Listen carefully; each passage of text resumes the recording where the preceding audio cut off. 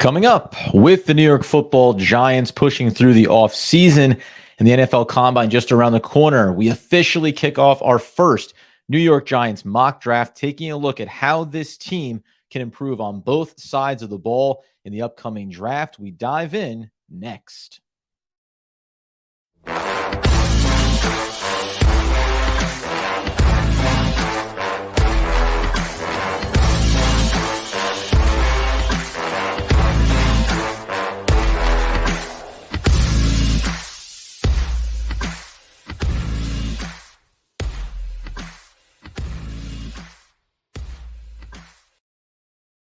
Yes, my friends. It's OGP, the One Giant Podcast.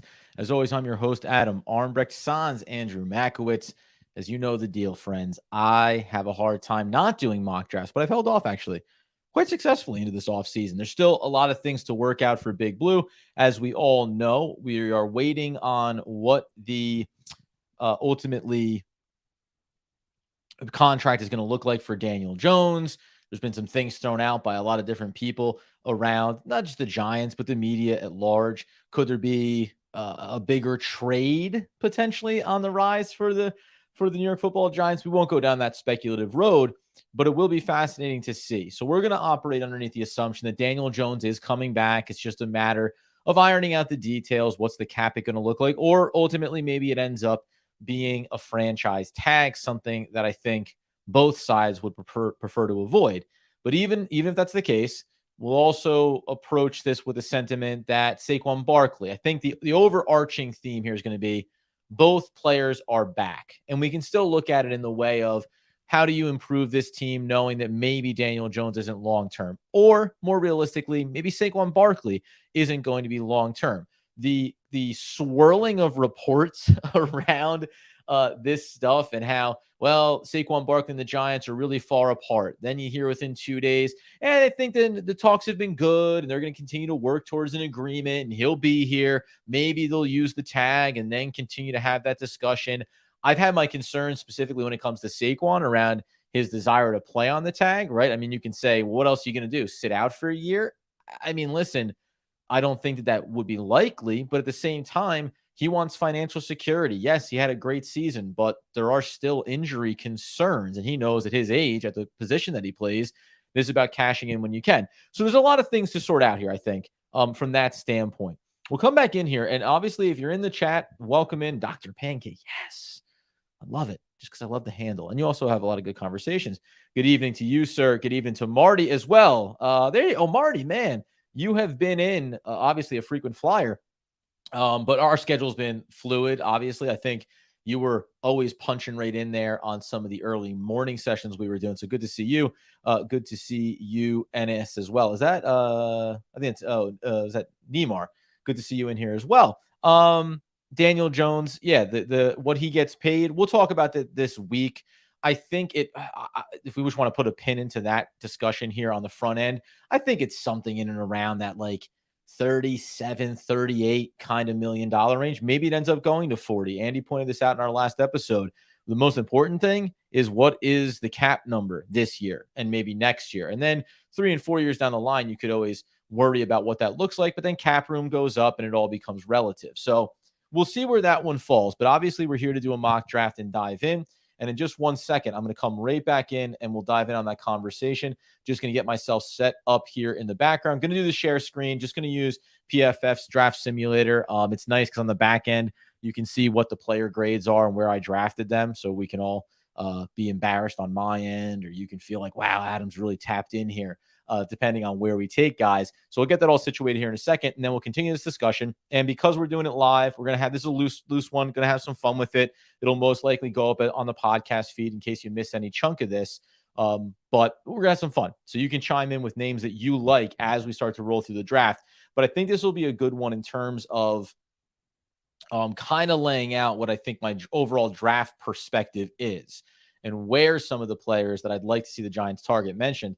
Over on the Substack, Adam.Armbrecht, we've done the 2 wide receivers. Coming up tomorrow, we'll see 2 about linebackers, one of which we could touch on here tonight, but at least 2 there. Then I already have another wide receiver that's kind of a bit of a sleeper pick whose name I will almost certainly mispronounce tonight, but I'll get it right going forward. So there's going to be a lot of those coming up here too. So be sure to tap in over on that.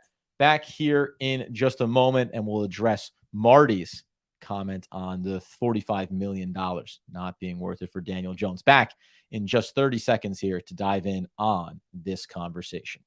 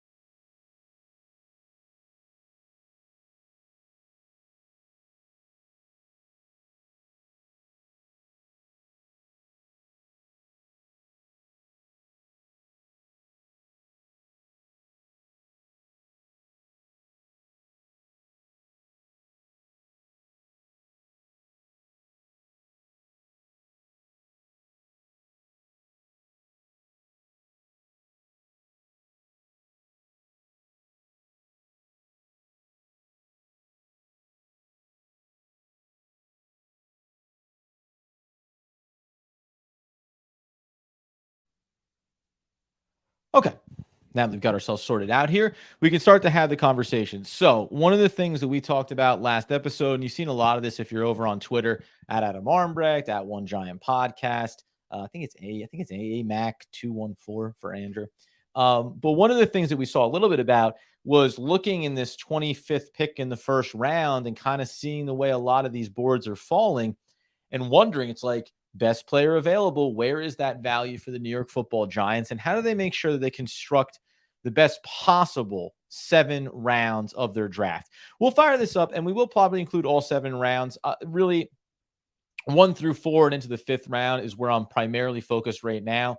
When we think about all the draft capital that the New York Football Giants are going to have coming up here, we have to remember that there, to me, you would think, at least on the surface, that there's going to be a significant amount of opportunity for this team to package up some picks, move up the board, right? Make marginal moves from the 4th round, maybe get up 10 picks if you want to target a particular player that you like here. I think that Joe Schoen, remember, extra 3rd round pick and extra 6th round pick coming over from Kansas City in the Kadarius Toney deal.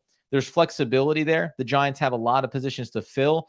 But if we're talking relatively about wanting to add at least, say, 3 starters, you have the 2 third-rounders, you'd like one of them to hit.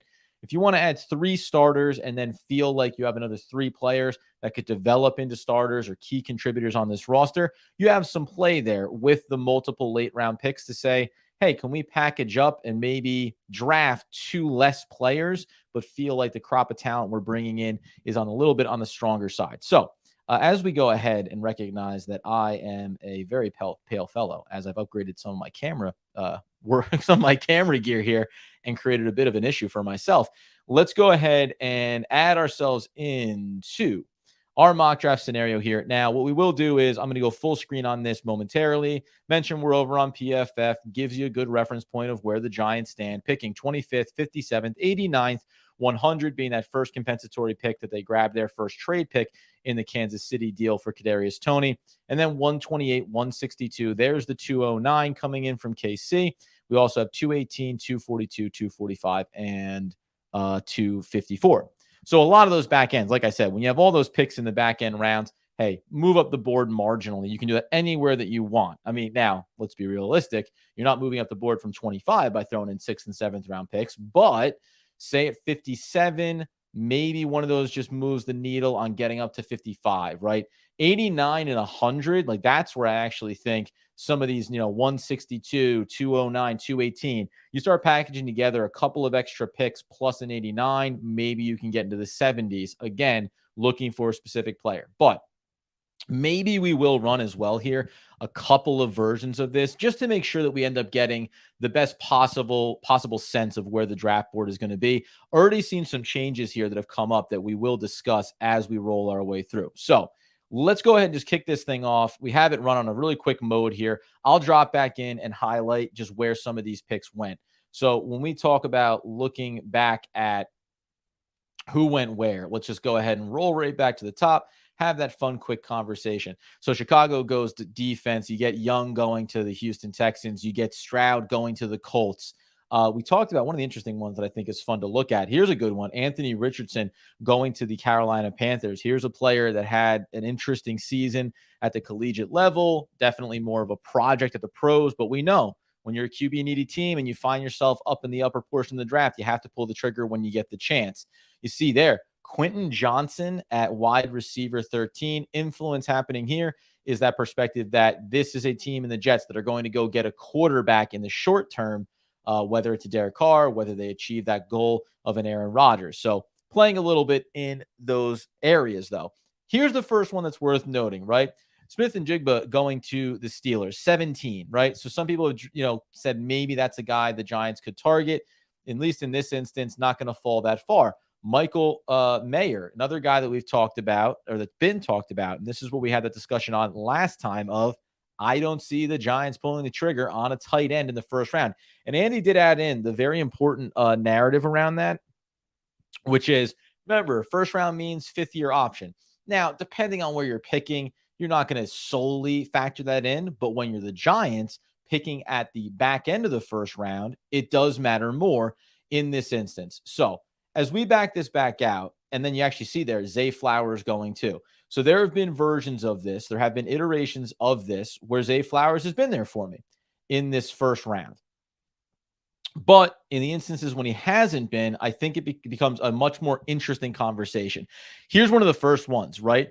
So when we talk about Kancey out of Pittsburgh, if we pull up his profile, one of the things that I really like about him, just when they discuss him, so the first thing you're going to see is saying 6'2", 280 is not necessarily the guy, the size that you think about.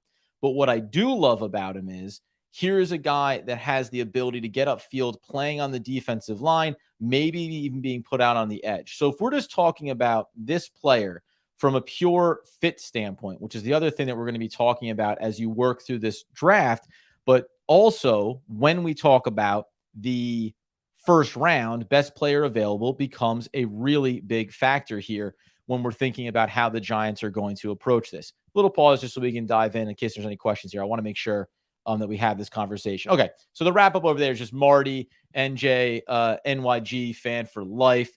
37.5 is comfortable contract for Giants and for DJ. Marty saying the same thing there. Okay with 37.5. I think that's the reasonable number on the extension. Again, though, if you talk about saying it's average, the average is 40, but the first year hit is 25 or 30. And I got to say, the first year hit's going to be a very low number if it's a longer term contract. You can be happy with that. So as we continue the conversation, though, the first round here, after you get past him, so here's a couple of the interesting names just when we're looking at this. And let me go ahead and just fire this bad boy right down in here so we give us our as tight a view as we possibly can. When we talk about the guys that are going to be available, so Deonte Banks, we're going to talk about him. There's a world where that's the guy that we're going with here. And if you look at the thumbnail for this, he's actually one of the players that is featured on that cover. Guys like Andre Carter are not bad players. The interesting thing you talk about the rank versus the average draft position of 44 going towards 45. So trying to strike the right value. Again, I'm looking well past tight ends. I'm not looking at edge rushers in this first round. I'm not looking at quarterbacks at the back end of the first round. First guy of note that I think would be an interesting idea is talking about someone like Anton Harrison, who has swing tackle ability. I've heard a lot of fans say that Evan Neal kicking him inside to guard might be a viable option here. I'm not against that. I am against it after 1 year. There's been a bit of a disconnect to me around what the New York Football Giants have in Andrew Thomas now versus what they have had, what they've had now, what they had initially when he was drafted, right? Between injuries and otherwise, there were concerns around Andrew Thomas. And look where we are now, right? His extension is one of the prime things that we're looking for from Joe Shane over the next season plus here.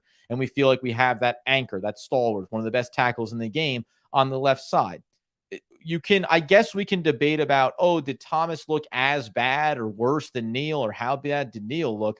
All I know for sure is I feel like Evan Neal is deserving, given his draft stock, how he profiled, staying in the system, all those things, of getting into this next year and being able to anchor the defense. But in a world where this player is available and the Giants are maybe speculatively thinking about a move like that, well, this would make all the sense in the world. Anton, by the way, though, he's going to be a pure tackle. So you're not going to think about drafting someone like this and kicking him inside.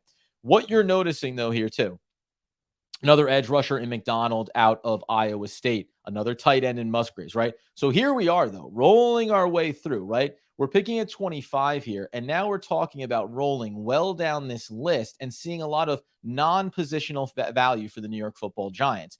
One other player that we're going to focus on here, too, is Antonio Johnson. Why? And we can go ahead and just punch up his, in a second here, I'll punch up his profile and the way in which he could be utilized by the New York Giants. But before we do that, let's also talk about one other possibility here, and that is the trades. That is trading down out of this and potentially having someone, whether it's a defensive, interior defensive lineman, whether it is a cornerback or an edge rusher that another team might covet here, or in the instance of, say, something we don't anticipate, Tanner McKee out of Stanford. Well, we're not going for him at the end of the first round. So if we can drum up some interest from some teams and potentially have that opportunity to trade back, that could be on the table. Okay, so we're not going to be trading with the Philadelphia Eagles. We can scratch that off the list. But you have the Pittsburgh Steelers picking at 32nd here in this instance. These are the viable teams, 6 teams that are interested in it. Trading out of the first round feels less likely unless it's a substantial offer because you're losing that 5th round option on a player. But certainly there is that possibility the Giants could go down that route. Okay. If it's me and this is the way the board falls for the New York Football Giants, I'm looking at 2 players. In this instance, I'm looking at Deonte Banks, and I'm also taking a little bit of a look here at, get down to him, Antonio Johnson. Antonio Johnson, if we pull up his profile here, and excuse me as we'll try to keep this tight for viewers, but also provide the clear layout. So here you go. When we talk about what he is and the role that he can play, notice, what's the role? Box slot. Johnson was a high-level slot cornerback in his 2 seasons starting for the Aggies. There's no reason to think he can't continue in the NFL. So the thing that I like about potentially going after a player like that is the versatility that he's going to bring to your defense. So you're talking about, to me, looking at a guy like Julian Love and saying, I don't necessarily think that he's going to be back. And that means that you put yourself in a really good position to not only provide yourself some back-end quality, but also put yourself in a spot to provide some depth. If we're thinking about being able to, okay, is Robinson coming back healthy? Is he playing on the outside? Is he checking that box? Also was a holdover, so we know we're waiting to see how this regime turns over some of the roster. In addition to that, we're also thinking about having Cordell Flott, knowing that he needs to add some size, a little bit of he has that length, but a little bit more meat on his bones. Is he ready to play on the outside potentially? How do we safeguard on the inside there at the slot position, knowing that Darnay Holmes also had a very, very inconsistent, or at best, consistently poor season for the Giants? So I might consider him, but that's a little bit too far down the line here for me. To me, in this instance, Deonte Banks is a very easy pull for me here. When we talk about having a 6'2", 205 cornerback on the outside, you love having a player that you feel like is someone you can plug and play. All of the measurables that we talk about, versatile cornerback, excuse me, going to get tongue twisted here over this one.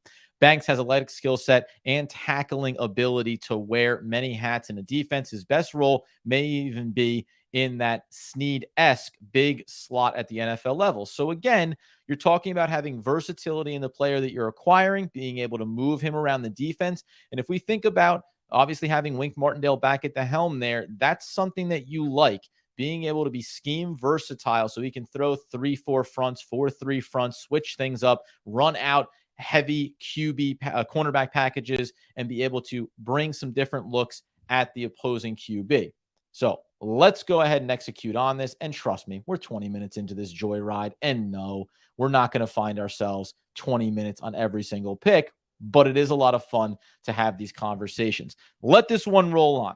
So trade backs are a possibility here for the New York Football Giants. It's one thing that I want to make sure that I kind of just bring into this conversation, knowing that the Giants have a lot of holes to fill. And one of the things that seems somewhat, I'd say 70, 75, maybe even more % of the time when I'm running through loose drafts, mock drafts, you're seeing that a lot of those wide receivers are not going to fall there. I'm not looking at tight end. So, value meeting need at the back end of this first round is going to be a little bit tricky for the Giants. But if a player like this falls, I actually really like it.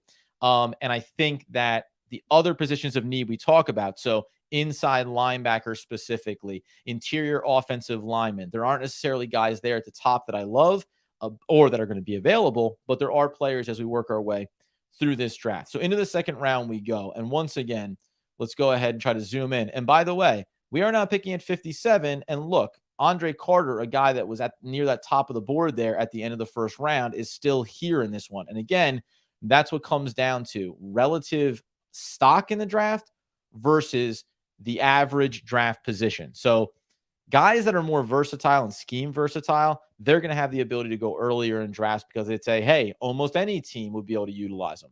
Whereas in with players like Andre Carter, or as you see here, a guy we'll talk about just briefly, Nathaniel Dell, it isn't always going to be the perfect pick. But to those of you in the chat talking about going after linebackers, you do have a guy like Henley here out of Washington State that could be a possibility. The other options on the board. So now we're seeing multiple wide receivers. There's Josh Downs out of North Carolina. Nathaniel Dell, man, he is fascinating because I'm talking about in the last, 6 days, maybe 6 to 8 days, he has gone from being a guy whose average draft position was closer to 150 than it was to 50.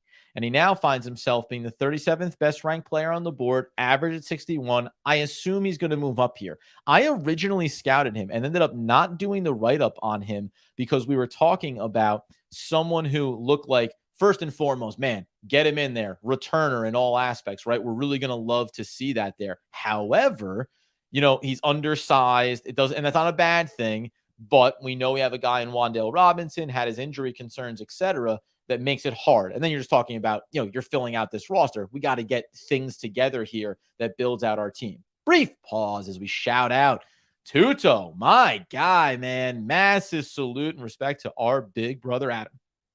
Oh, no. Hold on 1 second, friends. Oh, it's a good thing I'm a small image here. Otherwise, you'd see me. I'm tearing up. It wasn't because I got something caught in the back of my throat. It's because I get emotional when Tutu comes around, man. Always appreciate you showing up and always appreciate things like this. Listen, anybody that supports the podcast just by showing up, enjoying our content, getting the feed, subscribing to the channels, we appreciate it. And something like this, it means the absolute world to me and to Andy. Because, for me personally, this is the full-time gig, man. I only talk about this and the Brooklyn Nets and now the New Jersey Devils. So these things are really just such an appreciated thing. So, man, Tuto, man, always the respect for you, my buddy. Oh, dude, and shout out to Big Dash Nose, man. By the way, check out some of his mocks because he throws them out over on Twitter. Another great guy. We crossed over with you, obviously, man. Had some good conversations. And you've done them. I mean, he's rolling them out there. He goes, day by day. And everyone, if you followed me over the years, you know that I can get sucked into these. But ultimately, you have to develop some sense of like perspective of the guys you can go get, the rhythm you can have. But follow Big Dash, man, by the way. I love the work that he's doing. We're going to be crossing up with him over the course of this offseason for sure. So let's, as I'll only get sidetracked on these things, my first mock draft of the offseason is going to go about 6 hours. So strap in, guys. We'll do some meal breaks, etc. So, I'll highlight here too. Josh Downs and Dell are in the same realm as Wan'Dale. Yeah. And that to get back into our conversation here is one of the and not even concerns. It's just one of the things you take into consideration, right? Yeah. Dell, great. Josh Downs, great. But what do we need here, right? We need to move the needle on what we're adding in. And even though Robinson had his injury concerns, if you're the Giants and you're Joe Shane, I think you're coming out of it saying, we got this sample size. We know he can be electric. He's going to be versatile. Now, in theory, inside of the Kafka system, we can get excited about having multiple guys that can do those types of things. I'll be very interested to watch as we get into the combine, how some of these guys move. And by the way, I'm going to get into a wide receiver here a little bit later that I believe is on the rise. Every year I pick out a guy. I've been pretty good as far as like calling the receiver out, calling the player out, but I've been pretty good on receivers, calling out a name and then just watching them rise over the course of the offseason, the combine, and then to the draft. It's not hard to look out and think about The Detroit Lions did this on one of my guys, and the Green Bay Packers did it on another. And of course, the best way to say is, hey, I do a really good job with this, and then have a hard time having memory recall. Amon-Ra St. Brown for the Detroit Lions was the guy that I called out there. Really thought that he was going to be a consistent, solid player at the next level. We've seen that work out. And then Christian Watson for the Green Bay Packers. Now, when you see where he ended up being drafted, I think that ends up falling into the category. Not that I need to overhype myself, overhype what I've accomplished in mock draft worlds. And I'll put myself down here. Look at that. There in the little lower corner. But Christian Watson really rose up the boards, and I had him there and visualized what he could be when they were talking about him being like a third round guy. And he seismically moved. The combine is a big needle mover, especially I think from people on the outside looking in, because you very quickly get a instant analysis of relative to guys that are being looked at the top of the second, at the back end of the first. All of a sudden, that combine just, pads off. I get it. There's real football to play. But when guys look so similar or close or even better than some of those higher profile names, all of a sudden you can really think about and project how good a potential player could be. Just a quick shout out here to Marty. Islanders fan. That's all right, dude. You got it. Hey, guess what, buddy? They just traded for Timo. So the New Jersey Devils have gotten Timo Meyer. The details of the deal are not fully out there, but tune in tomorrow. Sorry, I'm going to screw up these names. I got too many podcasts. The Devils Puck Luck podcast with Danny McDonough. We're going to be breaking down that trade tomorrow. Even though you're an Islanders fan, hear how dangerous the Devils are going to be. All right, back into the action here on the mock draft. So, as you can tell, what I'm indicating to you is a pick 57. I'm not looking at these wide receivers. I'm not looking at a Josh Downs. Steve Avila out of TCU. I don't like how he profiles at the next level necessarily, or at least spending that first round draft pick. Again, some edge rushers here. Now, the first of two players that we're going to look at, now if it's Whippler or Weipler, but out of Ohio State, he's 47th, average ADP of 54.2. If we had been able to go another way, I might take a look at Garrett Williams out of Syracuse. I don't love his overall game. There's just some things he's going to have to improve, but he'd be an option potentially. Thankfully, we already went out and got him. And again, tight end, safety, right? Cornerback coming up here again. We're not going anywhere near the running back position at this point. This is the other player for me. Joe Tippmann out of Wisconsin. You want a center, you need a center, a guy that plays center. He is a center. And sometimes we think about guys that, well, at the next level, they could play here. They might be able to go there. And instead, you end up maybe getting caught in between, right? Trying to move guys around the scheme. I actually really like going after a player like Tippmann here, at the second round at 57. Now, the interesting thing here is if we move back up that board and talk about having one other center out here, you're going to be comparing, somewhat apples to apples. What I mean by that is if you just go first look on the Ohio State product, doesn't have an ideal frame to move to guards. This is what we talk about, right? Going to be a center at the next level. Understands line of scrimmage play. Good at establishing and reestablishing leverage. His game is what you'd expect from a 5th or 6th year player. That last little tag there is really important. You're talking about, setting a floor for these players and feeling really good about it. What other name that just got thrown out there? I want to make sure over in the chat. Who do we bring up? Yeah. So you mentioned there Tippmann or Schmitz. Yeah. I don't know. Let's try to take a look here. Let's roll through the other really. We'll have to back out our board here a little bit and make sure that we get this covered here. Let's go interior offensive lineman and just get a scene here. Because as you can tell, this is where I'm going here in the second round. I think it's important. I don't like Voorhees a lot. And you see how far down that goes. Now, that's all interior offensive lineman. Look how quickly the drop-off is here. This is why it also becomes important. Now, I can back this out and say, let's also add offensive tackles in here. And this is where you talk about some players that maybe could kick inside. But look at this list. There you see Bergeron. There you see Tippmann. You see Duncan out of Maryland. But all the way down to 88, right? So we're already getting a little bit further down the line here. All that to say, as I will just battling a little bit of what might be the first cold of the winter, or just the gosh darn changing weather every 6 seconds. That being the case here, when we go back in this board, I want to go, and I've said this very consistently. I know people say you have Nick Gates coming back. We know that they already have players on the interior there. Some people have gone back and said, remember, we got players coming back from injury, and are we going to give opportunities for a fifth-round player from the previous regime? No, we're not going to do that. I think that you need to create guarantees on the offensive line. And if you have a chance to draft a player that you believe is a plug-and-play day one starter for this team, that is what you want to do. So let's just go ahead and remind you, 6'6", 317. Here you go. This is what I like about it. Now, unlike when we went up the board there talking about center at the center level, here you see center technically could play guard as well, but looks like a tight end on the move. I almost want to see how his hands are with how easily he runs with linebackers in space. So what does that mean? Set, engage, shed and move to the second level and potentially be someone who can help elevate the running game as much as being someone who ties at the hip with Daniel Jones going forward. Just 11 snaps at guard. Tippmann could easily hold up there, whatever the position you want him to be moving in space. All right. That's basically all I need to just give you the brief rundown on him. And most important about this, as we pull the trigger on that draft and go ahead and let this run to 89, the most important thing that I want to convey here is that I think the way the board looks right now, and based on what the Giants' needs are, if you can get the weapon in the first, that's fantastic. I don't love the wide receivers that are falling in towards that second round in 57. And I think offensive line, interior offensive line is as critical as anything that the Giants can address.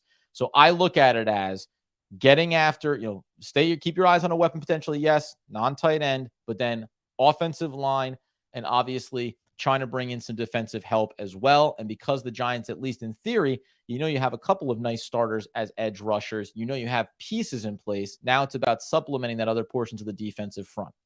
Let's go ahead and kick it back in here then, because coming up at 89 is also where, and by the way, great example, there's Nathaniel Dell. So I wonder if his value is going to settle back down, because I like what I see from him on tape. I just don't know if I love the idea of another, first of all, from the Giants' perspective, another small player. And then even beyond that, just trying to figure out, is this guy going to hold up at the next level? If I could get him at pick 128, and maybe, who knows, maybe 100 after you see the combine and you go, well, I've got a plug and play return man, electric, and I can also use him in the offense. Obviously, that kind of meets more of a value there that I like. So again, we dive back into our board here. We have trade offers. I'm not going to entertain those now, just for the sake of keeping some level of continuity here with what the expectation should be. Multiple edge rushers there. You could talk about maybe a Sam Laporta out of Iowa at the tight end position. You see the value. It lines up. Safeties, cornerbacks. As we work our way down here, and based on what we've done so far, the first guy that I really like, there's two players. The first one is going to be Overshown out of Texas. The reason being, and there probably is another guy right here. Yeah. Ajomo, who's a interior defensive tackle that I really like, who's undersized, but also has versatility. I don't know if his draft value is ever going to quite get all the way up to like 89 or even 100. It'll be interesting to see how he performs at the combine as well. When we work our way through, though, other name you can certainly mention will be a guy like Parker Washington. That's the next wide receiver, very much in the needs and value area there. The one other player that I had looked at when it comes to linebackers is Dorian Williams out of Tulane. His stock has dramatically fallen over the last couple of weeks. I'll be curious to see how he looks at the combine, because he has the nice interior linebacker role, a guy that can also move with tight ends in space. So we need a coverage linebacker, but we also know one of the worst run defenses in the league. How do you go ahead and fill that out? But right back up we go to this lovely young kid here out of Texas. Why? Because when you look at a 6'4", 224 frame, this is what I like about him. So again, he's going to need, 224. This is not your bruiser of a linebacker, but this is what you like, that he has the speed. If we go back and think about Darian Beavers, the man we didn't get to see due to injury this year, the idea was he was right on the fringe of being able to be a sideline to sideline linebacker, big enough to contribute in the run defense, but also capable of stepping out in some coverage. I would say that Overshorn is the next step up beyond him in terms of athleticism. You can see right here, weak side linebacker, but also given the athletic skill set, might even try putting him out in the slot for some possessions, right? Here's what I love about that. Let's go right back to the top. You draft a cornerback. You believe that he has versatility. Now you bring a linebacker who you believe has versatility. At some point, if you're Wink Martindale, you want the ability to be able to say, I'm going linebacker heavy, but I know that I have value in coverage from that package. I'm going cornerback heavy, but I know that there's guys that can step down and be short tacklers around the line of scrimmage. So I really like this player, and I think there's a nice value here. I have my eye on him. A brief pause, as I just want to mention two things. One, how dare you, Tuto? Still love you. Being a Rangers fan, how dare you? And then what was the other one we saw brought up here? The wide receivers I like are Wilson and Higgins. So actually, and we're going to get to one next here. I may take even a brief pause to make sure that I actually get his name pronounced right, because I was watching so much highlights on him, but it pronounces different than it reads visually. So I'll see if I give myself that opportunity. But yeah, there are some wide receivers to like here. And what you can tell from this is, so let's go ahead and do two things. One, I like this pick. I like the value. I'm going to be curious to see him at the combine. I want to see the flexibility. The cone drill is nice in this one. When they do that, when they run that drill coming up to the line, backing away, side to side, right, read and react, I'm going to be interested to see him there as well. I think that he slots in very nicely, though, for the Giants. And now, if we think about what we've accomplished here, what have we done? Right now, again, if there was a better value there at the top in the 25th pick, I would love it. If there's a chance to maybe move back a little bit, I'm going to love that. But I've gone out and I've given myself what feels like a much stronger floor at the cornerback position. Also provides for the future here, because you got to remember, Adoree Jackson is in the prime and about to tip over into that area where cornerbacks can start to fall off a little bit. And so, for anyone who says we have Robinson coming back, we drafted Flott, it's all good. I'm not against and I think Flott's going to develop very nicely for the Giants, but you're only another year away from needing to replenish that. So I think it's important to find value there. So we do that. Then we come back. We shore up the interior of the offensive line. If we're going to sign Daniel Jones to the extension, if he's the long-term quarterback, then I want a center that's going to pair with him and he's going to work with him for the next decade. Like this thing of having a player for 2 years or he worked out for half a season and then, no, I want to get consistency there for the New York Football Giants. So I get the center there, and then I help address an area of need. Now, let's be honest.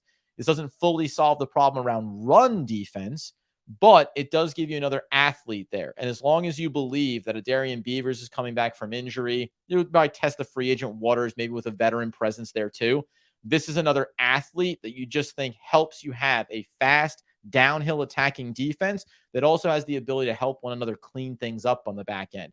If I want to run blitz packages, I need to know that if I send a corner, my linebacker can drop into coverage and into space and clean it up. If I want to bring these linebackers, I need to know the outside can fill in those gaps as well, right? We want to be able to get guys like Thibodeau and hopefully Ojulari staying healthy, just pinning their ears back and getting after the quarterback with consistency. I need to have athleticism and reliability in behind them. Okay, so we now move into pick number 100, and this is where it gets a little bit fun for me. There's some risk reward involved here around the decision that the Giants might make. So let's get my silly face out of here because we don't need me blocking some of our view. As we roll through this, and maybe I can actually let's go ahead and just extend that down a little bit. Oh, that's a little bit better, right? So now we have edge rusher, tight end still sitting out there. Again, 6th and 7th round, I can grab another tight end. If the right guy falls, that's great. But again, when Andy and I talked about this, it was so clear cut that the needs list, tight end was not up there for me. It did not come into my mind that that's something that I was going to be going after. So now though, pick 100, compensatory 3rd round. I mentioned about Ajomo. I'm not going to take him here. I don't think, at least right now, the value doesn't feel right. Now, Parker Washington is a guy you can consider. He's fallen a little bit in the draft. I'm not in love with him. The other player that I want to highlight, let's just do a quick scan here. We're not going back into here. Dorian Williams, I'm now at the place where I'm waiting for the combine. I think maybe at 128, I like his value if he's still there. In order for me to think that his rank of 97 and his average ADP of 124, that he's closer to his rank than to his projection, I probably want to see him perform at the combine and maybe cement some things. Let's go ahead and make this one clear, though, just in terms of what he is, right? Coverage, weak side linebacker. But he does come in with a 6'2", 230 frame, a couple inches shorter than our Texas product that we drafted, but also a little bit heavier. So a little bit more meat there. I do like him, but I've changed on him just a little bit from where I was initially, where like 100 kind of felt nice to pick him up. And now I'm getting myself a little bit more back into thinking, as I said, 128, maybe if there's like a trade back scenario, you pick up an extra pick. More cornerbacks out there. Ivan Pace, another guy that I am a fan of here. And then there's two players that I want to highlight here before we go ahead and discuss selection. But by the way, don't think that A.T. Perry isn't on my list here out of Wake Forest. We'll talk about him too. But let's just take a quick look here at Turner coming out of Wake Forest. Now, by whatever metric, you can see his PFF grade is up over 90 for whatever that's worth.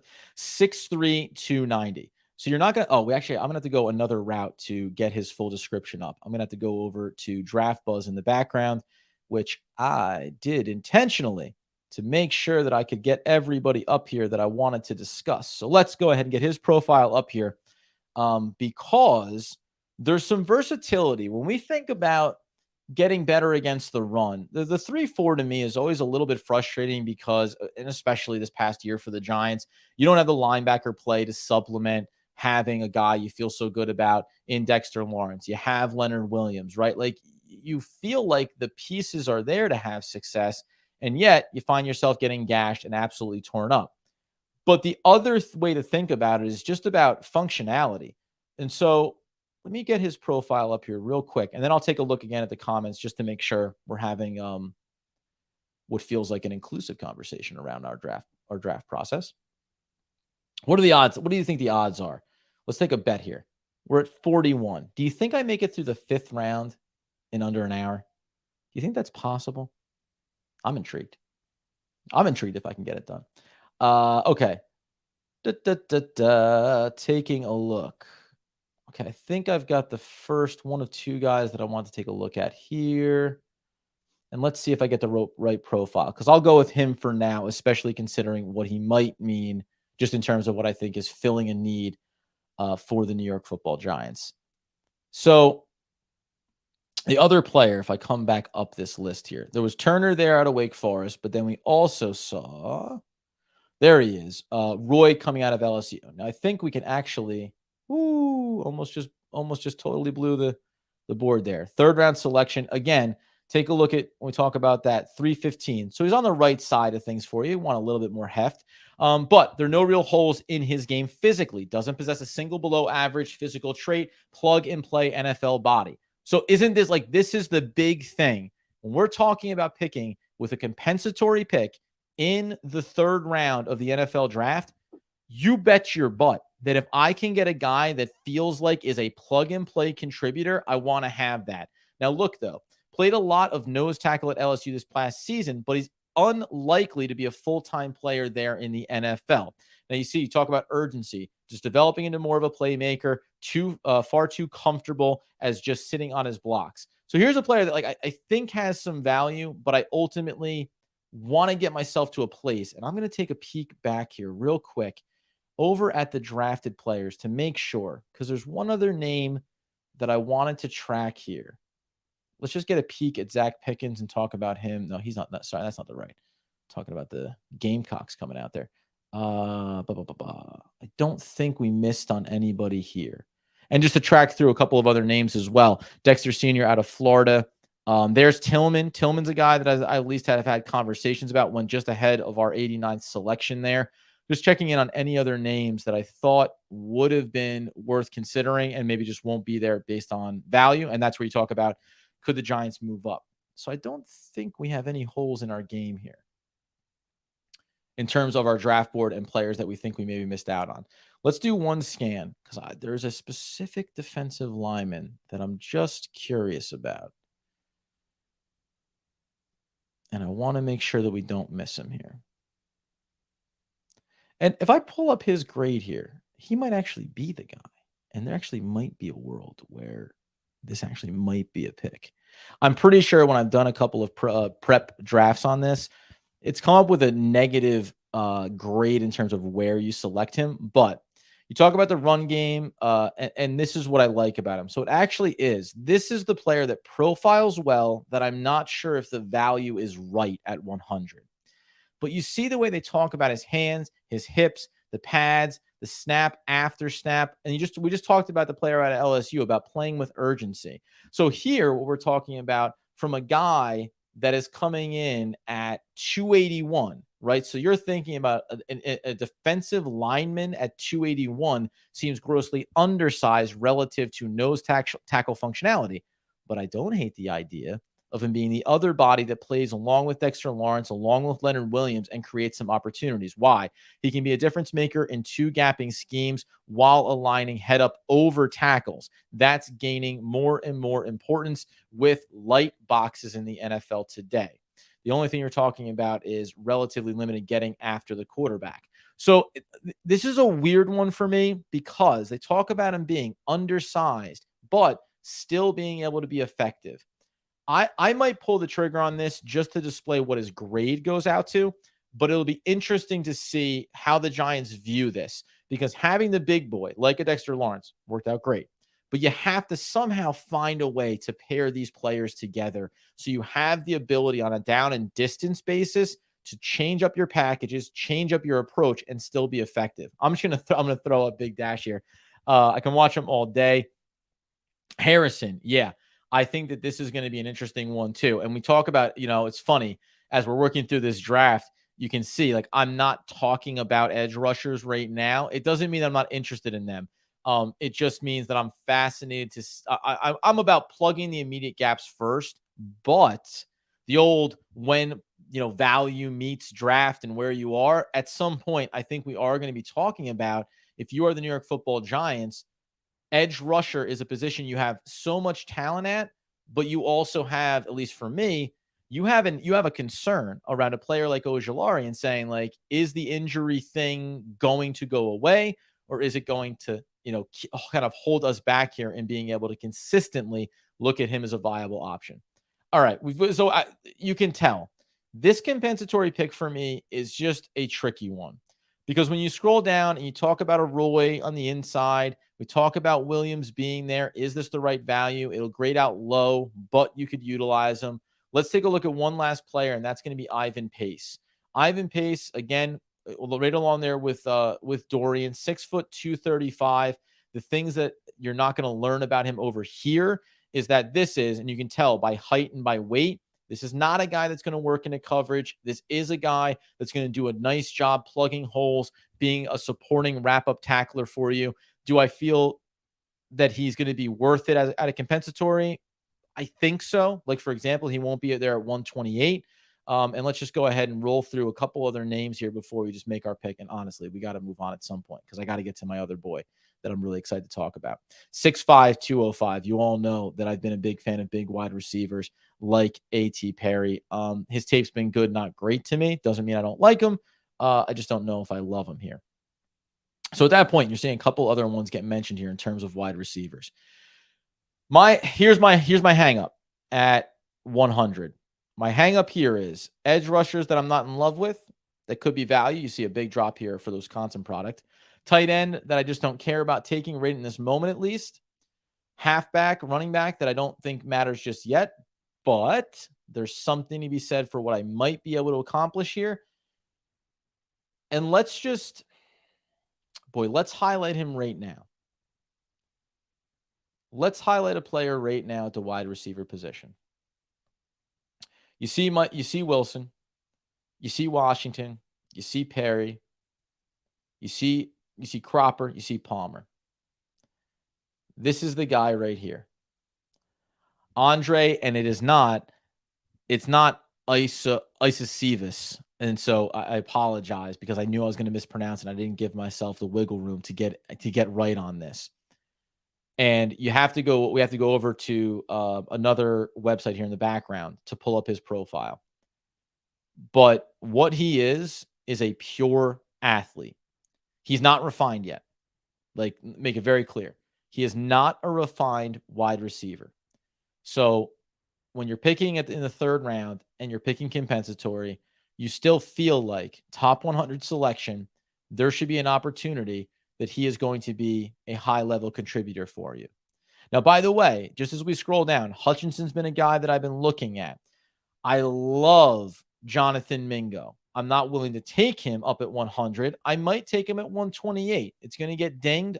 He's another guy that I'm very excited to watch at the combine. And if you continue to work your way down the board, there are not a lot of other names just yet that I'm talking about. But Mingo is a guy, if we're just talking from 100 to 162, he's a guy you can't get at 162. And I wonder if it's worth it at 128. Like, I believe he's a guy that could rise in the same way that a player like Andre out of Princeton is going to rise. 127, I think that he's much closer to 100 by the time we get there. And if I pull up just his profile here in the background, I want to make sure that I break down the things that I like about him, the areas that he needs to improve, obviously. But just when you talk about from a measurable standpoint, and by the way, when I'm scrolling through like prospects on other resources, you're getting just like a laundry list of other players that come up before you get to him, which is always like the classic. You think you like this guy, do you? Well, show some conviction, because you're not going to see a lot out of him just in terms of where he profiles. Let's talk about Mingo here just for a second, because I know that I can visually pull up what we talk about with him. At least I believe I can do it over here on this one. Oh, you know what? Maybe not over here either. 6'2", 225. So can you give me a second here just to clean my board up? The bottom line, by the way, is I'll give away the secret here. I would love to go wide receiver here between 100 and 162. My intention would be to double up. I want to get 2 wide receivers out of these 3 picks, where basically what I'm saying is skill set, functionality. Let me find a way to give 2 weapons into this offense where I get to say whether or not Darius Slayton is brought back. Wan'Dale Robinson coming back from injury. We know we brought back Hodgins. But I want to recreate this wide receiving core in a way that I get to say, let's go full stream for a second here, because we're going to take a brief pause just to get my board up and aligned. I want to find a way to say that skill set can be elevated by scheme, right? That's what the goal is here for me. How can I elevate skill set? How can I take a skill set and be elevated by scheme, and then also create the right complement? So when we think back to this past season, don't worry about Kenny Golladay didn't play. Don't worry about Kadarius Toney got traded. But by the way, Sterling Shepard, injury, right? But we knew at a certain point what you had was some bigger bodies outside of Richie James. You look on the outside, the bodies are there, but the separation isn't. And you have Wan'Dale Robinson, but he gets hurt. I want the right combination of guys that can stretch the field on the outside, that also can show versatility in the scheme. I think that's the big drawback to bringing back Darius Slayton. They tried to at times move him into the slot, work some end arounds with him. He wasn't necessarily the most adept at accomplishing that. So I want to have some guys that give me some of those different opportunities. Before we flex out into this, let's tap back into here. Anxiously awaiting your unveiling of where Xavier Hutchinson might go. I'm extremely taken by him. I think he has the same has some Larry Fitzgerald in his game. Yeah, I like him. So I won't I'll show you where he goes in the draft. I'm not pulling the trigger. I won't say that. There's a chance that he ends up there and he can be a value pick. He's not my target rate now, but I agree with you that like it's right now I have 3 players in that 100 to 162 range that all feel really enticing for me if I'm the Giants, and the top of the board. The first 3 picks of the board go other directions where we feel like we're plugging needs. So I'll show you where it ends up breaking here. Yes, there you go. Right. The first eye opener is the Senior Bowl. And the reason why I like him, I won't even bother with these other descriptions and whatever.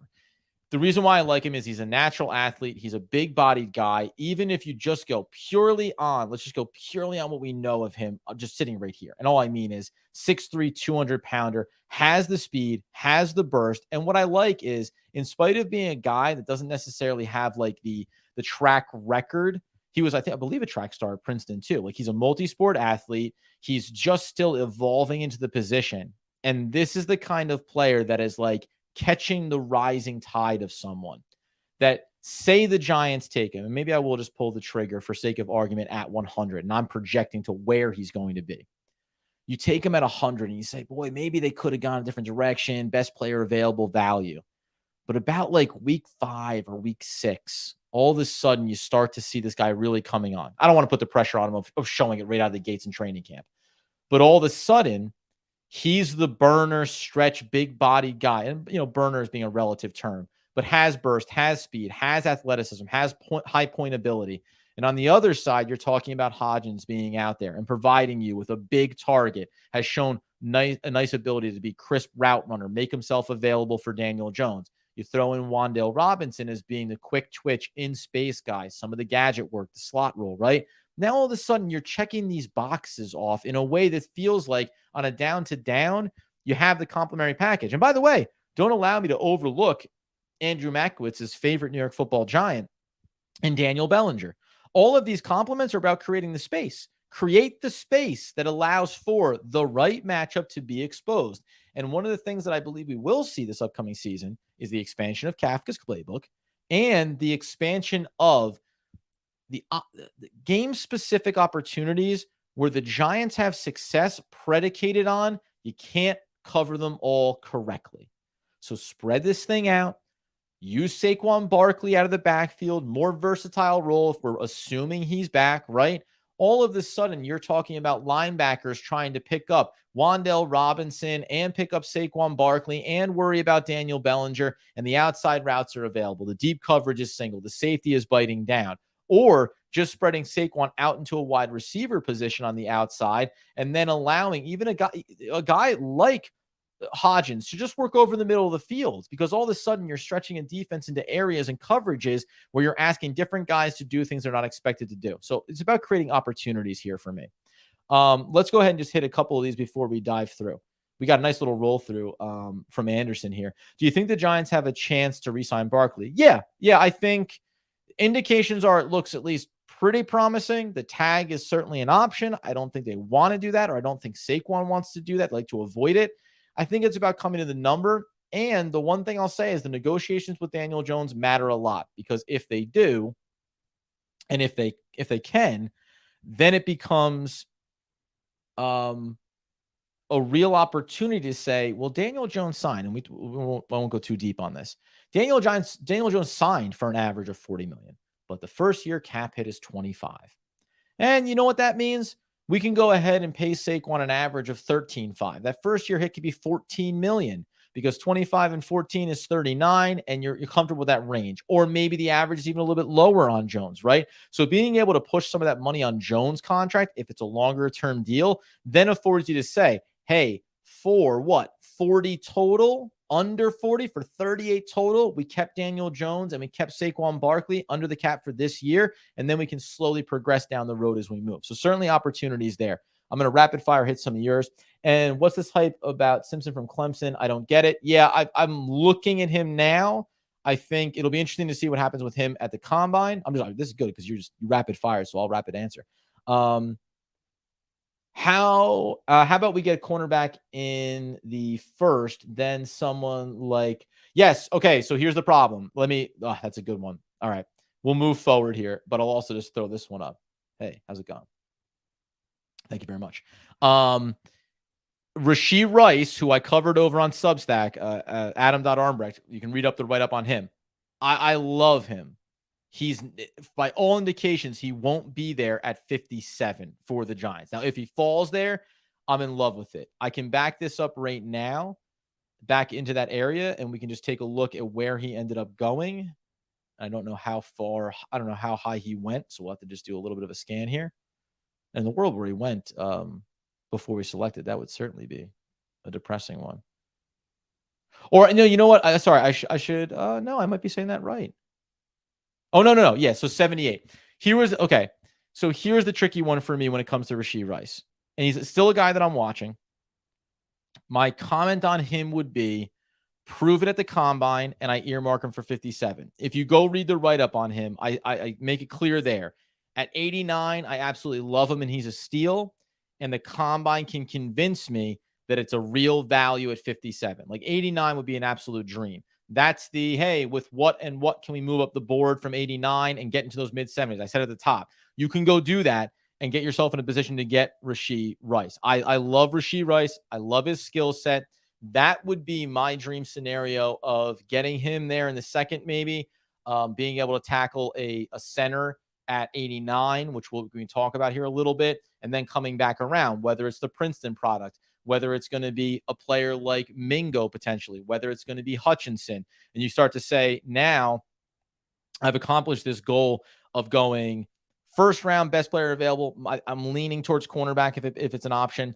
I come back around and get the wide receiver. I help the offensive liner in the third. My only risk there is that I want a plug and play starter. So that's a little bit of a concern there. If I can move up from 89 to get Rice, that's great. I don't know if the Giants would say they'd be willing to do that, but then I can come back to linebacker at 100. Now I can fold back to wide receiver at 128 and on down the list we go, right? So there's some real value in how the Giants can attack it. Rashee Rice is one of my absolute target. He's one of my guys that I really like just from day one. And I think when you look at his game, you go watch his highlights, he does everything right, everything correct, route running. Now, the only thing that he needs to do is get better getting off the line, getting off of coverage. But I love everything about his game. High points the ball, attacks it, versatile in scheme as well.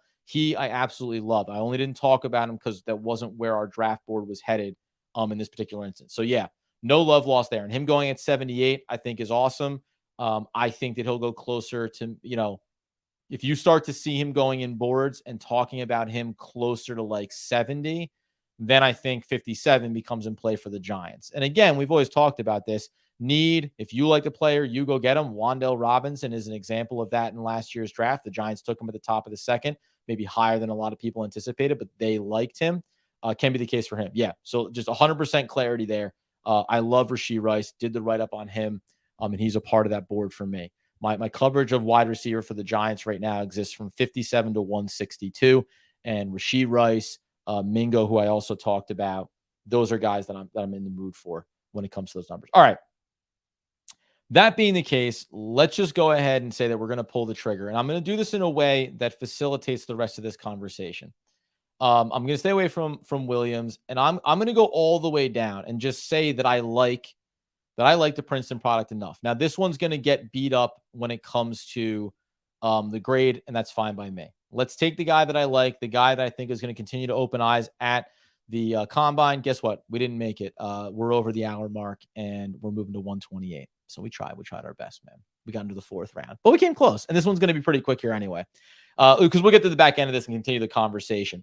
Here's why I like that pick at 100. And the thing that I think makes a ton of sense for the New York Football Giants at 128. This is where some of you may diverge from me. I made that selection without even showing you the board. So we made that pick. Now we are back in there. We are at 128. See this name right here? Dwayne McBride out of UAB. You saw the rank there. 79, running back. 5'11", 215. This is what I just love about this guy and why I think it can make a lot of sense for the Giants. Look at where he can improve. Pass game. Okay. Guess what we got? A guy that can do that in Saquon Barkley. This is assuming that Barkley is back, but maybe he's back on the tag. And we want to make sure we're preparing going forward. You got to love the fact that he's a big body guy, still has the footwork, goes through tight spaces. It's a really strong player for the Giants to consider here. He's also a 2-down back, the bulk of the carries. He has that. This is spicy.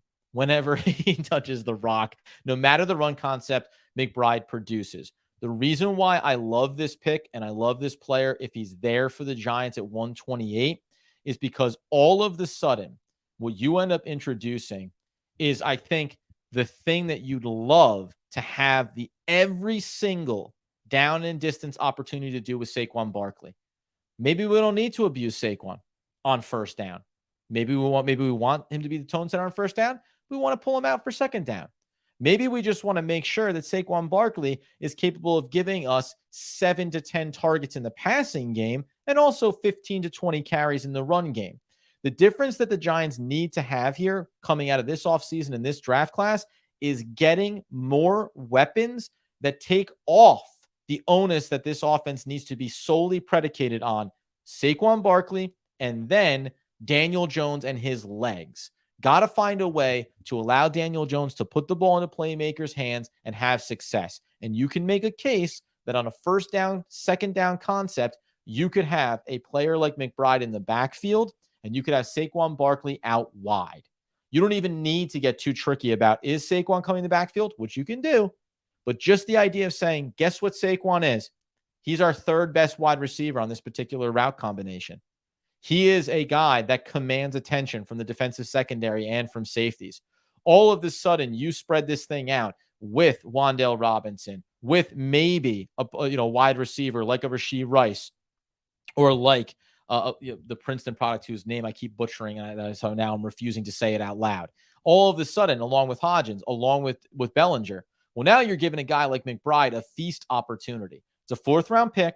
It gives you a safeguard against what could happen going forward if you have Saquon Barkley on a franchise tag. And it also says, even if you extend Saquon Barkley, hey, I have a way to create a healthy outlook for the season for Saquon Barkley, not this kind of system where we say, if we want to win this week's game, it's 25, 30 carries for Barkley. I don't think that's sustainable for him. I go with McBride here. I get really excited about that. Let's let the rest of these picks unfold here going to 162.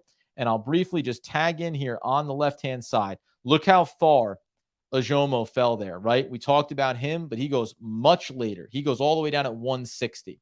We move our way up the board. Again, 158 for Dorian Williams. These are guys that have been falling on draft boards as opposed to rising. Doesn't mean it can't change, but it's interesting to keep an eye on. Mention Pace. I do like him. 155. These are players that if they're at 162 for me, I'm definitely going into there and saying, hey, we could have found a real value pick here. I'm coming back up the board a ways because I just want to do a little double check here because I may have absolutely worked this thing out just to perfection as we talk about some of the other guys that are gone. There's A.T. Perry at 130, right? So when you're picking that high up, we picked at 128. Could I have gone Perry? Sure, I could have. But now all of a sudden, I get to come back into this board at 162. I get to scroll down and I get to, I believe, unless I missed him there, I think I get to find my guy.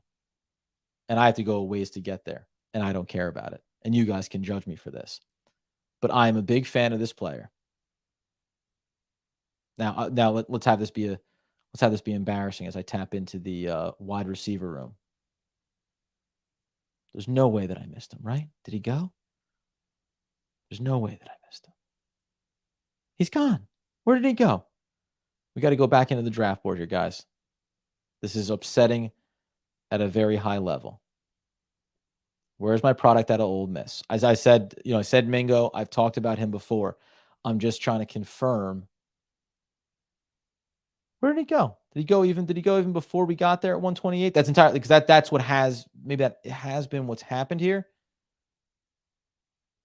This is upsetting. Not to mention a very poor way to perform on a live stream. Where's my boy? He's both not there and not here? That's highly suspect. That's not the way these work. Well, we'll find him. I'll find him on the back end of this draft. I thought I was going to do the old sneak here where I ended up pulling Mingo out of this draft class at the back end, which would be an absolute steal for me. And I'd be really excited about. It looks like that has not been the case. So unfortunately, we missed out on that big opportunity.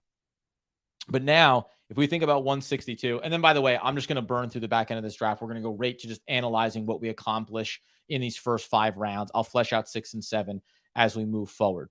That being the case, so I guess what you can start to say is a guy like Michael Wilson, who's fallen down the board here, maybe a guy like Cropper. We're looking specifically inside the wide receiver room right now.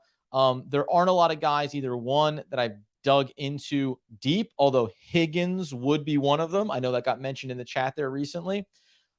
He's a product that I do like. I'm going to have to I'd want to dive a little bit deeper on him. And frankly, at, where his draft value is right now, you're getting to the area. This is kind of the area where you start to say, if you like the player, you like the player. You don't have to be beholden to the board because now you're talking about being in the 5th and 6th rounds here. But from a pure value standpoint, a guy like Wooden out of Auburn would be certainly in consideration. A defensive lineman would be in consideration here because you want to back them up with some players. You could tap back into the linebacker room because we know we need multiple. I had looked at Gerard Clark. I don't love his game right now. Another nice versatile running back, mostly primarily a pass catching running back, would be a guy like Mitchell. Obviously, we're not going to double back into that there.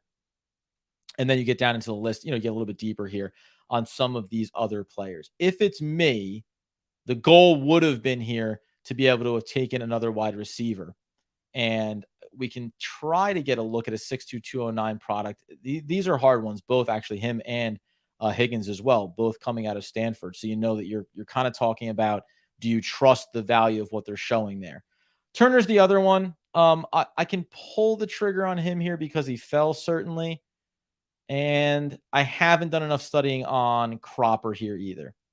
So let's play this out in a way that just feels, somewhat reasonable. Let's say we take the flyer on a defensive tackle here because we want to add some depth there. I'm going to fire through these. I want to talk about the top end of this draft. I want to talk about what we accomplished and thinking about where these players plug in on the Giants roster and whether or not we think that there's different ways that they can go about attacking it. Here's a really good opportunity. I would say tight end becomes a real viable option here. Schoonmaker is someone that I at least know of. I'll dive into his tape a little bit deeper here. Let's say that we like it and we pull the trigger on him. Now, at this point, we're saying we've gotten ourselves we got ourselves one wide receiver. We'd like to get more. We've also given ourselves, though, a real weapon that creates some flexibility in the backfield too. Certainly, I'm not going to look at any more running backs here.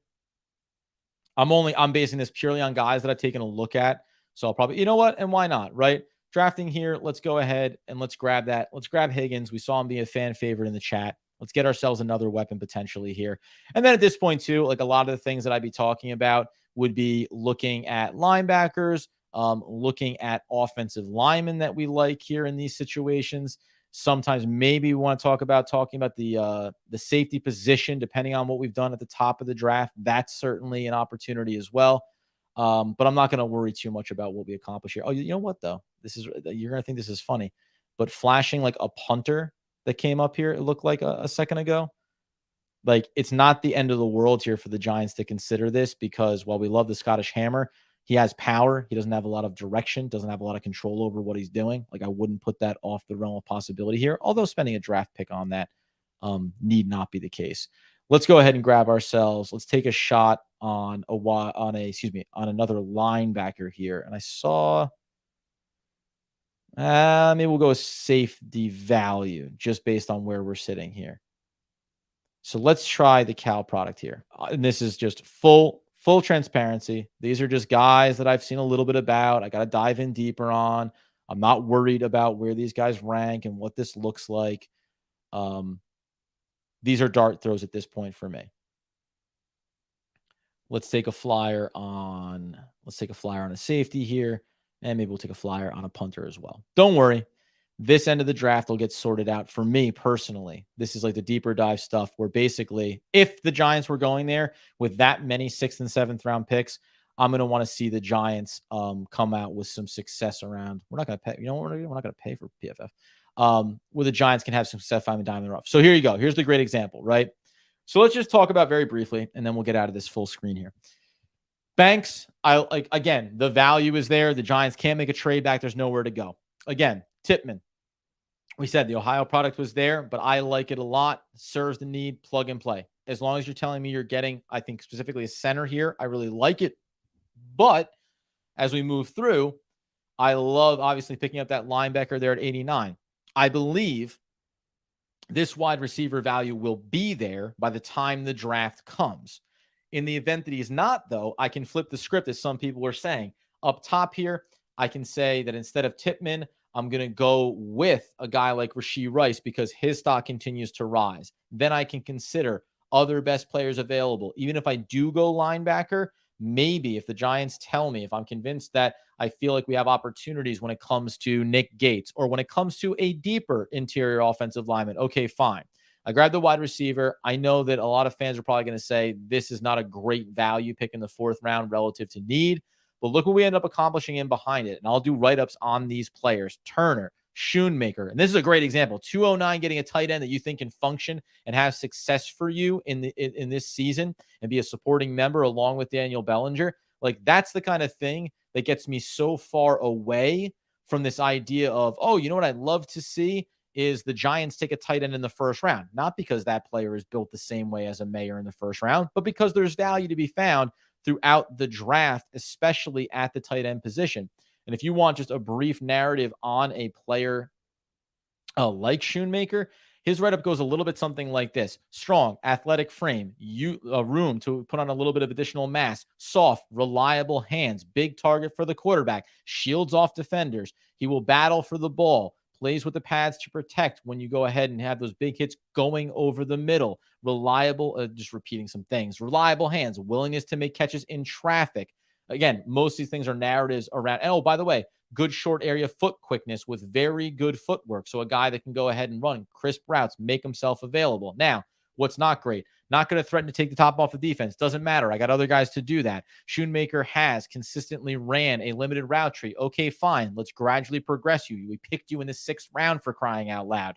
Possesses only average straight line speed, and it's a bit stiff as a route runner. Shows only average flexibility. Okay, fine. This is a mostly athletic tight end that has reliable, consistent hands for my quarterback, and I can put right into the room along with a Daniel Bellinger. I absolutely love that.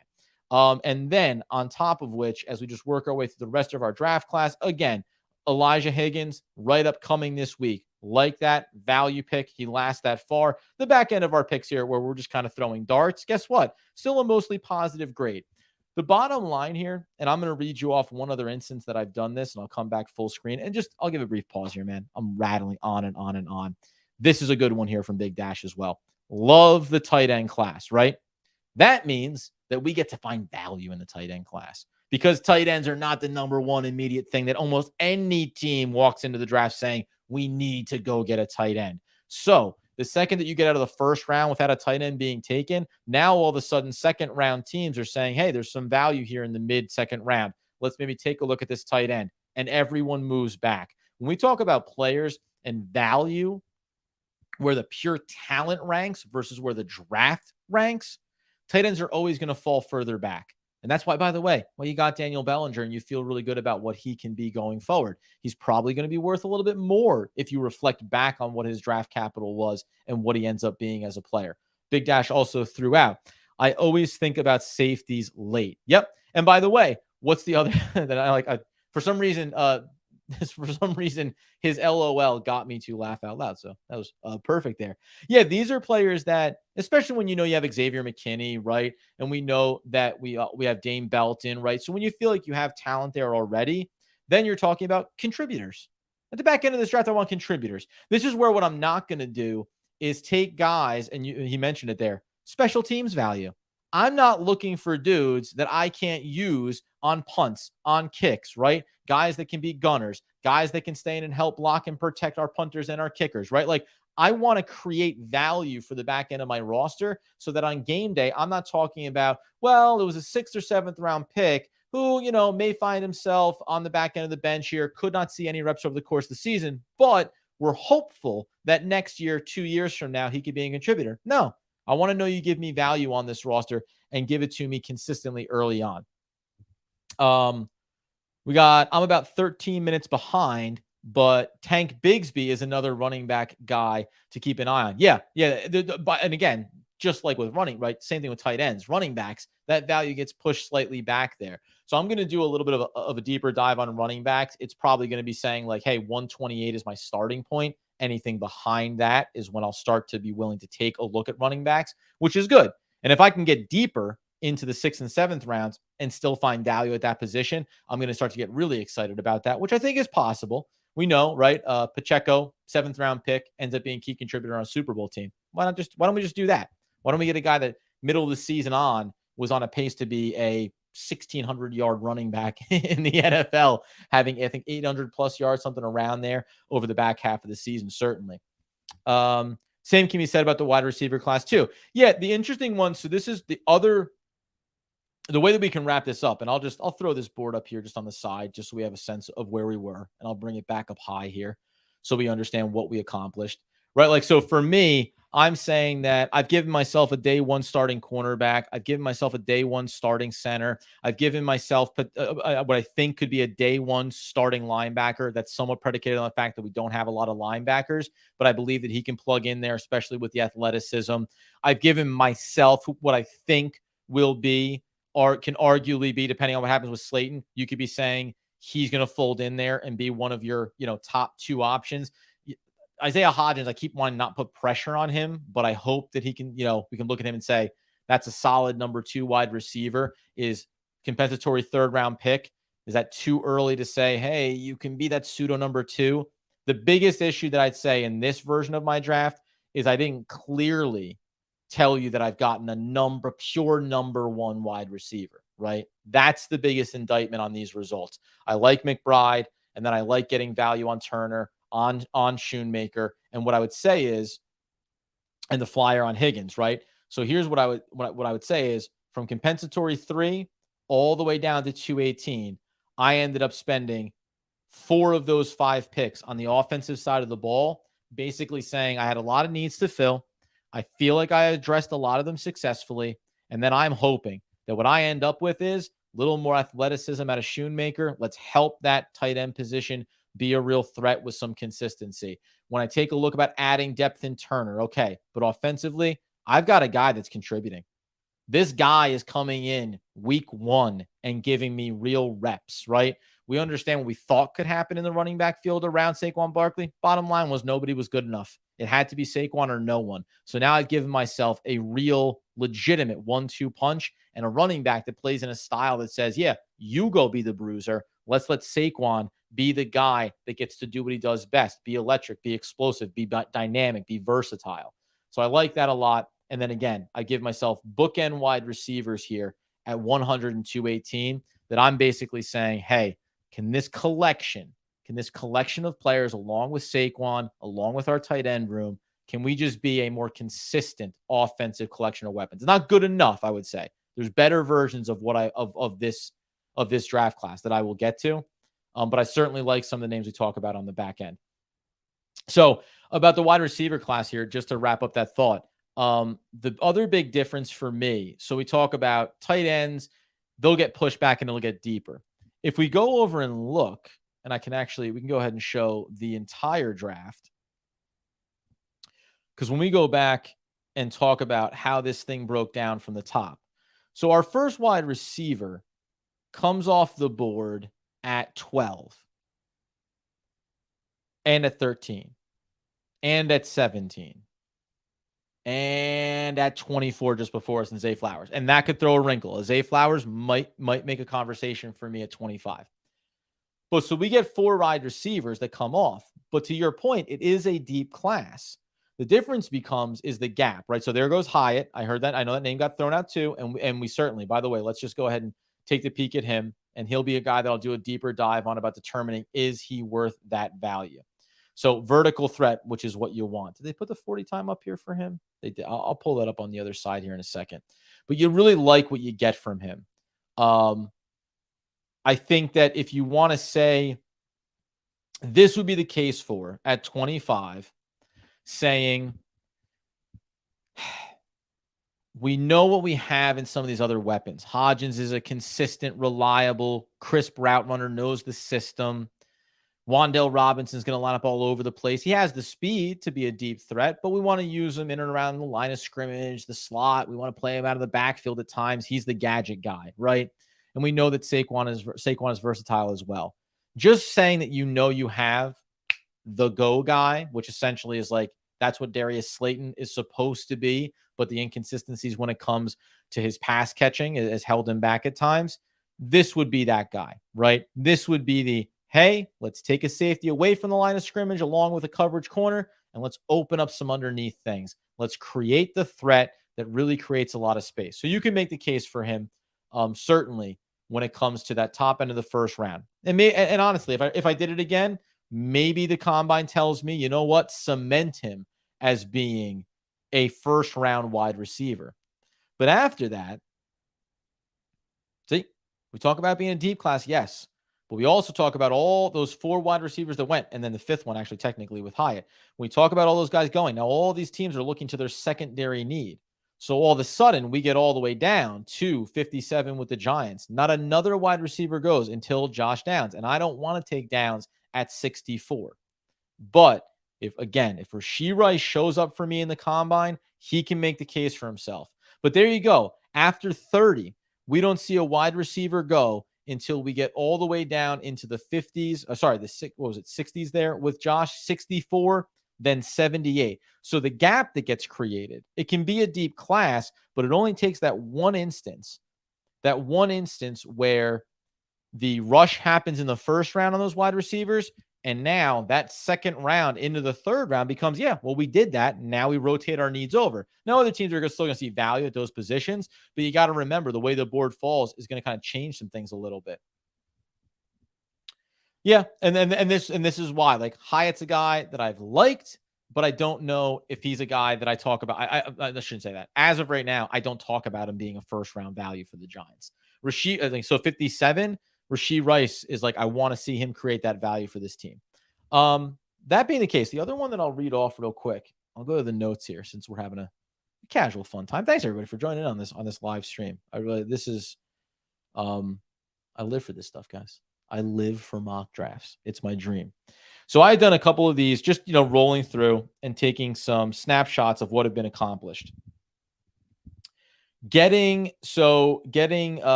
Iacevus at 128 creates a lot of value, right? McBride getting in there is a good one. Other versions, I still take an overshown. Nathaniel Dell, I did pull the trigger on him in one mock at 57. I think that'd be a really hard pill to swallow because you feel like you're creating duplicates. Now, again, he has the speed. It's just my biggest hangup is, boy, I have a lot of injury risk. I have a lot of small bodies that I have to worry about being able to be consistently successful. In other versions, though, I'll just note here, getting a player at 162, the Princeton product, if you could see him falling that far, then you've gotten a real steal. So I could have tried to wait for that in this version of it, at which point I ended up getting Dorian Williams in that 128 spot. So if I had to look at this version of the draft that I did today, I think the biggest thing I would say is,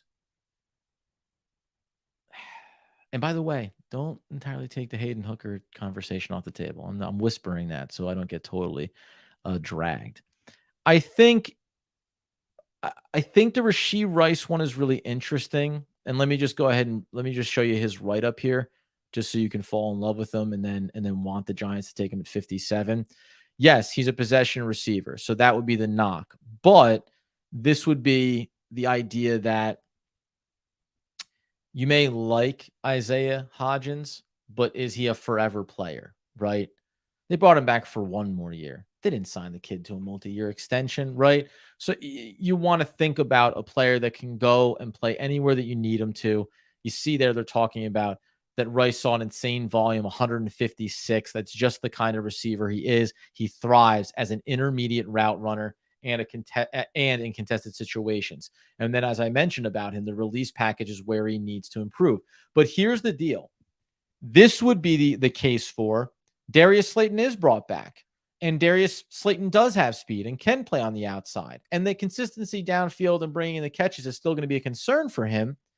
But now I want, and the comp that I made, again, I don't want to overplug here, Adam.Armbrecht over on Substack, the comp is Sterling Shepard.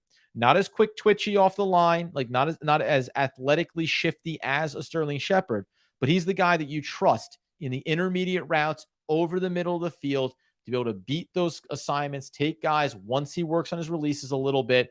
I think he's Mr. Consistency for you. He's Mr. Reliability for you. He's the guy that goes and gets the ball for you when you need to target him. So in a lot of ways, he's a guy that I like because you're talking about a player that you can say Hodgins, reliability, Rice, reliability, Barkley, reliability, Bellinger, reliability, right? So sometimes I think we talk about explosive playmakers, which is critical to any successful offense ultimately.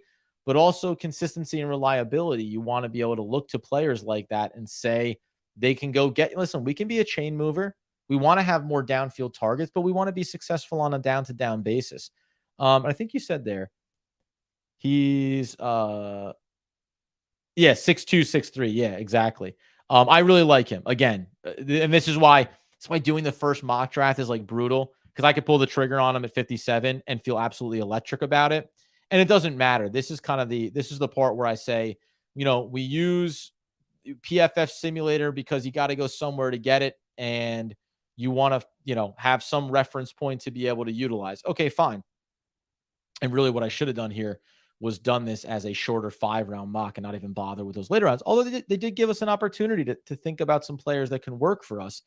But if we fired this off, and I'll do this in the background just while we're talking about it, I think that you can just say, let's go with what we feel is going to work consistently for us. Let's go with what we think is the best value, right? And this is where you say, I don't care that the grade comes out as C- for everybody. I believe these guys are going to get there. So if we operate on that, I can go ahead and tell you that I can go in and go ahead and pull the trigger on a Rashee Rice at 57 because I like him. And now I've already gotten myself a cornerback and I've gotten myself a wide receiver. And when I come around on 89, I can still feel really good about turning around and still looking at the linebacker room and still getting an athlete there. Now, the difference that might be is like interior defensive lineman, certainly. But now the one thing we have taken off the board is our offensive line play. And the fascinating thing for me is going to be on a guy like Leonard Williams and on these contracts for our two key players in Saquon Barkley and in Daniel Jones. Make the money work and create a pocket where you can go out and get yourself a veteran presence when it comes to wanting to be able to add another piece inside on this team. And there's not a lot of options. I'm doing this quietly in the background here. Not a ton of options as we get towards compensatory 100 and move our way through this one. As I do this quickly in the background just to see. Tank Bigsby was mentioned. I can go ahead and pull the trigger on him right now at 128 and just say like, hey, if there's an opportunity to get there, certainly. I can you know what? And let's try, we'll try that version of it. Cause let's say that I still want to kind of follow the same principles that I had in that previous one. As that unfolds in the background though, just remind everybody, we'll be back in this week, taking a look at a lot of the different options that the New York Football Giants have going into the draft. And again, specifically, what do we think they can accomplish in this offseason? Because as it stands right now, it's a really hard version of things until we get these contracts ironed out. March 7th looming as the large one here. All right, ready? Let's go ahead and pop this up. I just did this in the background real quick here, right? So there you see, there's that grade. We go, come on, the grade. But look at everything else that got accomplished here. Still the same value at 89. So we got cornerback, got a wide receiver that we really love. We got our linebacker that's athletic. I took a shot on a Michigan product at the center position. Don't know him very well. There's the Tank Bigsby order that we were talking about. Same value, 128. And then look, he's there. And now it becomes a great grade. And this is exactly to the point. When we take him in the previous iteration at 100, oh boy, I don't know. I don't know if or 128, excuse me, gets a lower grade. Boy, 128. You're talking about less than 40 selections later, less than a round of distance between them there. And you really like the skill set, but you can't go get him. You couldn't go possibly get that player because he's someone that doesn't have value until 15 picks later. No, we like him. We went and got him. But getting him at 162 is an absolute steal. Same thing with Bigsby. You take him at 89, it's a disaster, and I wouldn't do a running back that high. We get a steal at 128. And that's the Rashee Rice statement, right? 57, C- grade. Get him at 89, it'd be an A+. So that means the player is good. You love the player. You believe he can be productive at the NFL level, but you just can't take him in the second round. That's where I kind of push back a little bit on that. All right. You guys have been absolutely excellent. I've been absolutely exhausted. So we'll go ahead and wrap this one up here. Remind you, during this week, we're gonna continue to talk about these. The Substack is where you'll find the write-ups, and I'm going to try to do 2 a day every single day coming up this week, because there's a lot of names that I want to put on paper, and I want to have that opinion and perspective out there for everyone to enjoy. And Big Dash knows, man, since he's still in here, and by the way, thank you, sir, for supporting this Sunday night special, this little thing that I'm doing where I just nod off on the microphone. I'm going to be reaching out to him privately, but now I'll put it out publicly so everybody knows. We're going to cross it up. He's been doing a lot of mock drafts. I'd love to sit here and go through one of these with him and maybe debate each other, right? Maybe do the GM battle of no, not at 128. We got to go X. And it's a great way to continue to expand the players and the pool of players that we think the Giants could utilize. So I'll be hitting him up. But again, go check out his work. Go support him as well. Great guy doing great Giants content. And that's really something that I always want to be about, supporting everybody that's doing this thing. This isn't competition. It's rising tide raises all boats. And I want it to be that we're coming up, and as are so many other great Giants content creators. So go support him 100%. But just to the point, 2 write-ups a day, every single day this week. By the end of the week, you have 10 more players to add into the 2 I've put out so far. And by the time we get into the combine and we start to think about the draft, we're going to be saying, hey, I've got 15 to 20 players that we can watch throughout the draft. And my intention is to say at 25, here's 1 or 2 names that we think we can look at and really like at 57, 89, 100, and on down the road. Because no matter what happens, you need to be able to build that board where, what if it's not the cornerback? What if it's not the wide receiver at 25? What if the center, the lineman isn't there?